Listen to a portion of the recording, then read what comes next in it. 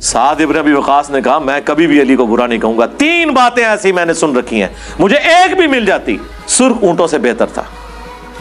जब ग़ज़वा तबूक का मौका आया, नबी अलैहिस्सलाम ने फरमाया कि अली की मेरे साथ वही निस्बत है जो हारून की मूसा के साथ, मगर मेरे बाद कोई नबी नहीं। क्योंकि रसूलुल्लाह छोड़ के जा रहे थे, हजरत अली रो पड़े। पहला और आखिरी मौका था कि आप जंग में साथ नहीं जा रहे थे, हुजूर ने आपकी तसल्ली के लिए फरमाया। दूसरा मौका खैबर के मौका पर फरमाया कल उस शख्स के हाथ में झंडा दूंगा जो अल्लाह और उसके रसूल से मोहब्बत करता है, और इससे बढ़कर अल्लाह और उसका रसूल उससे मोहब्बत करते हैं। हम पूरी रात इस खुशी में सोए नहीं कि कौन वो खुश नसीब होगा, और सुबह मौला अली को हुजूर ने बुला के वो झंडा दिया। और मुस्लिम शरीफ में तो अल्फाज हैं, हजरत उमर कहते हैं मुझे कभी जिंदगी में इमारत की ख्वाहिश नहीं हुई थी सवाए उस दिन के कि वो झंडा मुझे मिल जाता जी।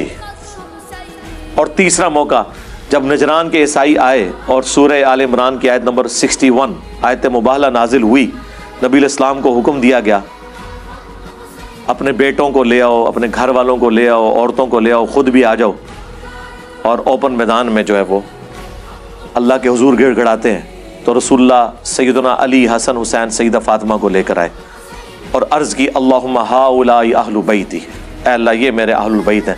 हालांकि हुजूर की 9 बीवियां थीं उस वक्त, किसी को नहीं साथ लेके आए। उसमें तो था औरतों को भी ले आओ, सैयदा फातिमा को लेके आए, स्पेशल प्रोटोकॉल दिया। ये 3 फजाइल हैं जिसकी वजह से मैं कभी अली को बुरा नहीं कहूँगा। और इब्ने माजा में तो आगे चौथी फजीलत भी आई है, मन कुन्तु मौलाहु फहादा अलीयुन मौला।